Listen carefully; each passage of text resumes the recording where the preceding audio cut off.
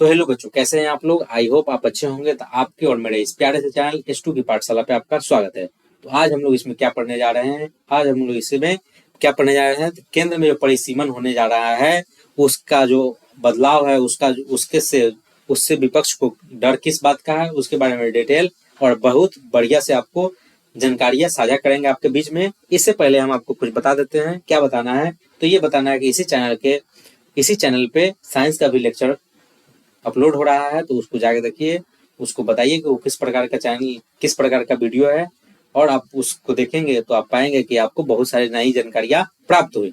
अब हम लोग इसमें देखने जा रहे हैं, इससे पहले करंट अफेयर का जो लेक्चर हम लोग अपलोड किए थे दिन में, तो उसमें मॉर्निंग में जो लेक्चर आता है तो उसमें हम लोग परिसीमन के बारे में बताए थे कुछ, तो उसको आप देख के आइएगा। तो इसमें आप जब आइएगा यहाँ पे देखने परिसीमन का पूरा वीडियो, तो आपको बहुत अच्छा लगेगा। तो चलिए, आप नए हैं तो इस चैनल को सब्सक्राइब कीजिएगा। चलिए, तो हम लोग शुरू करते हैं। क्या पढ़ना है इसमें, तो इसमें हम लोग देखते हैं क्या देखना है इसमें। तो भाई साहब देखते हैं इसमें कि देश में कौन सा, तो देश में आप देख सकते हैं यहाँ क्या लिखा हुआ है। तो देश में 50 वर्षों के बाद हो रहा है परिसीमन अंतिम बार ना। परिसीमन अंतिम बार कब हुआ था, तो 1976 में हुआ था। कब हुआ था, 1976 में हुआ था। कब हुआ था, तो 1976 में हुआ था। परिसीमन अंतिम बार कब हुआ था, 1976 में हुआ था। अब हम लोग आगे देखते हैं परिसीमन क्या है। परिसीमन क्या है, तो परिसीमन का जो अर्थ है वो क्या है, किसी राज्य में विधायकी निकाय जैसे लोकसभा और राज्यसभा वाली निर्वाचन क्षेत्रों में की सीमाओं को जो होता है तय करने की प्रक्रिया को हम लोग परिसीमन कहते हैं। तो इसका उद्देश्य क्या है, तो एक वोट एक मूल्य के सिद्धांत को बनाए रखना, ताकि जनसंख्या के आधार पर समान प्रतिनिधित्व सुनिश्चित हो सके। जैसे किसी भी मतलब जिस साइड जनसंख्या ज्यादा है उस साइड आदमी को ज्यादा बेनिफिट हो, मतलब उस साइड को क्या हो, उस साइड का जो उस वोट का जो मूल्य है उसको क्या हो, बराबर समान का अधिकार और प्रतिनिधित्व मिले, उसको ज्यादा सीट मिलना चाहिए। जैसे किसी भी चीज को 2 आदमी है तो उसको 2 आदमी को क्या होना चाहिए, 1 रोटी मिल सकता है, और 10 आदमी है तो उसको 10 आदमी को लिए 1 रोटी पर्याप्त नहीं है। उसी प्रकार इसमें क्या होता है कि इसमें भी आदमी की जब जनसंख्या ज्यादा है तो वहाँ प्रतिनिधित्व करने वाला इंसान का भी जनसंख्या ज्यादा होना चाहिए। इसी को हम लोग क्या बोलते हैं, परिसीमन। क्या बोलते हैं, परिसीमन। तो परिसीमन का आधार क्या है, तो आधार जो है यह मुख्य रूप से जनगणना 2011 के आंकड़ों के आधार पर आधारित होता है। किसका, 2011 में जो जनगणना हुआ था उसी के आधार पर, सेंसस पर, 2011 के सेंसस पर आधारित है। अब लोग अगर इस PDF को आपको चाहिए तो इसको हम लोग टेलीग्राम के इसी चैनल के डिस्क्रिप्शन में, आपका जो वीडियो देख रहे हैं उसके डिस्क्रिप्शन में जाइएगा तो इसका लिंक दिया होगा, वहां से आप PDF डाउनलोड करके पढ़ सकते हैं और नोट्स भी बना सकते हैं। चलिए, तो हम लोग आगे देखते हैं। आगे हम लोग क्या देखते हैं, तो वर्तमान स्थिति क्या है। तो वर्तमान में लोकसभा सीटों का आवंटन 1971 की जनगणना पर आधारित है। जो लोकसभा का जो आवंटित जो सीट है वो 1971 के आधार पर, जनगणना के आधार पर आधारित है, जिसमें 2026 तक के लिए फ्रीज कर दिया गया।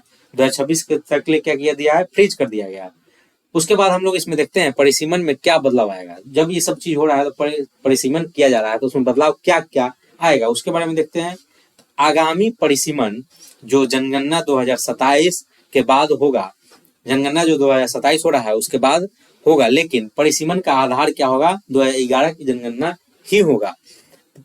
भारतीय राजनीति का नक्शा बदल जाएगा। जो भारत में जो राजनीतिक हो रहा है उसका क्या हो जाएगा, नक्शा बदल जाएगा। तो क्यों नक्शा बदलेगा, तो इसको देखते हैं। तो सीटों की संख्या में वृद्धि हो जाएगी। तो सीटों की संख्या में वृद्धि होगा तो उससे क्या दिक्कत है, तो देखिए, चलिए देखते हैं। नया जो संसद भवन बना है तो उसकी क्षमता देखते हुए जो नया संसद भवन बना है तो उसमें सीटों की संख्या भी ज्यादा है। तो लोकसभा सीटों की संख्या कितना बढ़ा दिया गया है, 543 से बढ़कर 850 कर दिया गया है। करने की संभावना है, कितना संभावना है, कर नहीं दिया गया, संभावना है। अब क्षेत्रीय असंतुलन इससे क्या होगा, खराब हो जाएगा। क्या होगा, उत्तर भारत के राज्यों में हम लोगों का राज्य आता है, जैसे यूपी, बिहार, राजस्थान में जनसंख्या वृद्धि क्या है, वृद्धि दर अधिक है। क्या है, जनसंख्या बहुत ज्यादा है, यहाँ बहुत आदमी है ना, इसीलिए वहां सीटों की संख्या में भारी उछाल आएगा। बस जनसंख्या ज्यादा है तो उसको भाई 10 आदमी है तो उसको प्रतिनिधित्व करने के लिए 2-3 आदमी चाहिए ना भाई, तो यहाँ बहुत जनसंख्या है तो आदमी चाहिए ना भाई। तो चलो इसी सब के साथ देखते हैं हम लोग कि महिला आरक्षण का भी क्रियान्वयन होगा। महिला आरक्षण को भी क्या किया जाएगा, इसमें भी कुछ बदलाव किया जाएगा। हाल ही में पारित नारी शक्ति वंदन अधिनियम के तहत महिलाओं को 33% आरक्षण तभी लागू होगा जब परिसीमन की प्रक्रिया पूरी हो जाए। जब परिसीमन की प्रक्रिया पूरा हो जाएगा तो 33% क्या हो जाएगा, आरक्षण लागू हो जाएगा। किसको, महिलाओं को। किस अधिनियम के तहत, तो नारी शक्ति वंदन अधिनियम के तहत महिलाओं को भी भागीदारी बढ़ा दिया जाएगा। अब हम लोग आगे देखते हैं। आगे हम लोग ये हम देख सकते हैं कि आपको दिख रहा होगा कि 1952 में कितना था, 22 महिलाएं थी, 4%। 19वीं लोकसभा 2024 में 74 महिलाएं हुई, 13%। इसको बढ़ाकर क्या कितना करना है, तो 33% करना है। जब परिसीमन कंप्लीट हो जाएगा, जब 850 सीटों पर क्या होगा, सीट होंगे, उस पर क्या होगा, 33% की भागीदारी महिलाओं को दी जाएगी। अभी नहीं दी गई है। अब हम लोग देखते हैं महिला आरक्षण के पक्ष में महिला आरक्षण के जो परिसीमन के है खिलाफ। ये जो महिला आरक्षण है, महिला को आरक्षण जो दिया है उसके परिसीमन में भी खिलाफ में है। अब हम लोग आगे देखते हैं इसमें क्या देखना है। तो तीसरा पॉइंट जो है, विपक्ष को किस बात का डर है। जो विपक्ष है उसको किस बात का डर हो रहा है, तो विपक्ष को इस बात का डर है कि विशेषकर दक्षिण भारतीय जो क्षेत्र है, राज्य है, उसमें दल और क्षेत्रीय पार्टी जो है उसमें परिसीमन को लेकर क्या है, डर का पूरा माहौल है। तो इसमें डर का मुख्य कारण क्या है, तो दक्षिण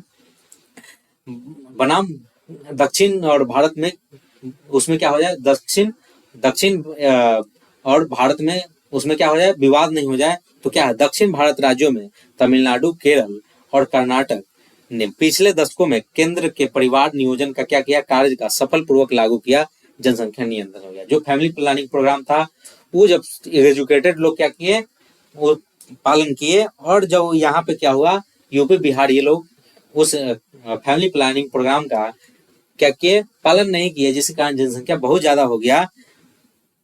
ठीक है, क्या हो गया, बहुत ज्यादा जनसंख्या हो गया। उसी कारण क्या हो गया, बहुत ज्यादा जनसंख्या हो गया, सफलतापूर्वक लागू किया और जनसंख्या नियंत्रित हो गई, वहां जनसंख्या कम हो गया। अब हम लोग देखते हैं तमिलनाडु में सीएमएम के स्टालिन जो है परिसीमन का काला कानून बताकर जो प्रतियां है उसको जलाई है। जो उसका जो चिट्ठी है उसको क्या किया है, जला दिए हैं। कह रहे हैं कि अगर देश भर में मौजूदा आबादी के आधार पर निर्वाचित क्षेत्र का बंटवारा किया जाए तो ऐसी स्थिति होगी कि तमिलनाडु को 8 लोकसभा सीट क्या करेगा, गंवाना पड़ेगा। जो वहां के तमिलनाडु का जो आज को सीट है लोकसभा का, उसको क्या करना पड़ेगा, गंवाना पड़ेगा। ये इस प्रकार का आपको व्यू दिख रहा है। ये हो गया, ये कौन से साइड है, तो साउथ के साइड आपको दिख रहे हैं, तमिलनाडु, कर्नाटक, ये सब क्या है, आंध्र प्रदेश, तेलंगाना, ये सब क्या है, तो तमिलनाडु, ये सब क्या है, तो ये साउथ के एरिया है। और ऊपर आप देखिएगा राजस्थान, इधर देखिएगा बिहार, ये यूपी, ये कौन है, तो ये उत्तर साइड है।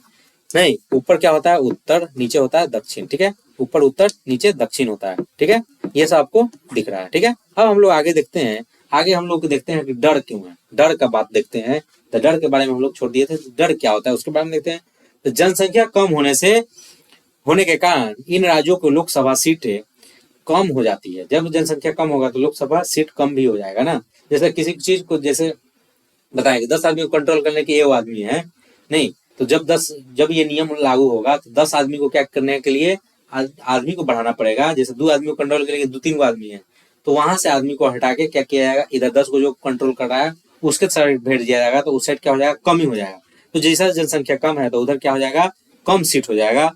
तो यह उत्तर भारत के मुकाबले अनुपात में क्या हो जाएगा, बहुत पीछे रह जाएगा ना। जनसंख्या जिधर ज्यादा होगा उधर ज्यादा हो जाएगा, जिधर कम है उधर कम हो जाएगा, तो कम वाला क्या हो जाएगा, इसमें पीछा रह जाएगा। तो परिणाम क्या होगा, इसका परिणाम केंद्र की राजनीतिक में दक्षिण भारत का प्रभाव कम हो जाएगा। जो केंद्र का राजनीतिक है उसमें क्या हो जाएगा, बहुत प्रभाव कम हो जाएगा। क्यों कम हो जाएगा, तो देखते हैं। हिंदी बेल्ट का प्रभाव बहुत ज्यादा हो जाएगा। तो उत्तर प्रदेश, बिहार और मध्य प्रदेश जैसे राज्यों में जनसंख्या तेजी से बढ़ रही है, जिसके कारण परिसीमन के बाद इन राज्यों के पास इतनी सीटें होंगी कि विपक्ष क्या करेगी, कोई भी पार्टी सिर्फ उत्तर भारत को लेकर ही जीत कर केंद्र में सरकार बना सकती है। विपक्ष का कोई संघीय ढांचा का पर प्रहार होगा, जो मानता है। जैसे क्या करना है कि मतलब है कि उधर का जो अगर कम सीट होगा तो इधर के ज्यादा सीट मिल रहा है, तो ये जो अपने ज्यादा सीट्स हैं क्या करेंगे, केंद्र में उत्तर भारत के लोग ही जाके अपना केंद्र में सरकार बना देंगे। तो उसमें क्या होगा कि दक्षिण भारत के लोगों का भूमिका कम हो जाएगा।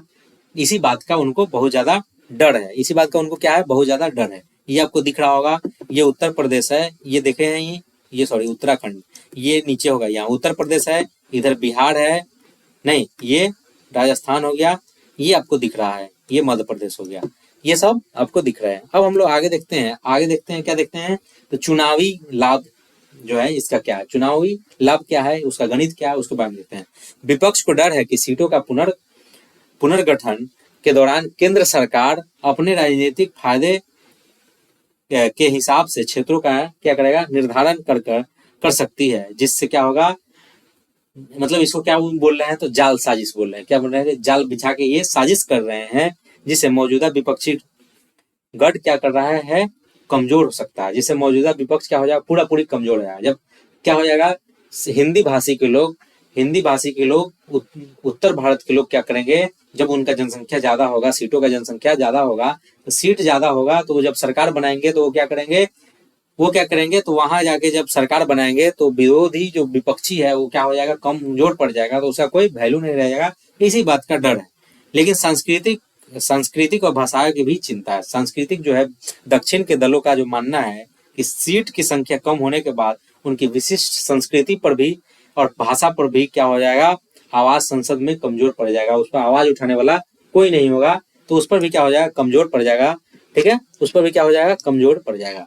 तो इसमें हम लोग आए हैं, प्रधानमंत्री सामने आके क्या किए हैं, ये अपना कथन दिए हैं, क्या बोले हैं, तो साउथ हो या नॉर्थ हो, ईस्ट हो या ईस्ट, किसी के साथ भी क्या होगा, अन्याय नहीं होगा। जब हमारी नीयत साफ है तो हमें शब्दों का खेल करने की जरूरत नहीं है, यह गारंटी मेरा है और मेरा वादा है।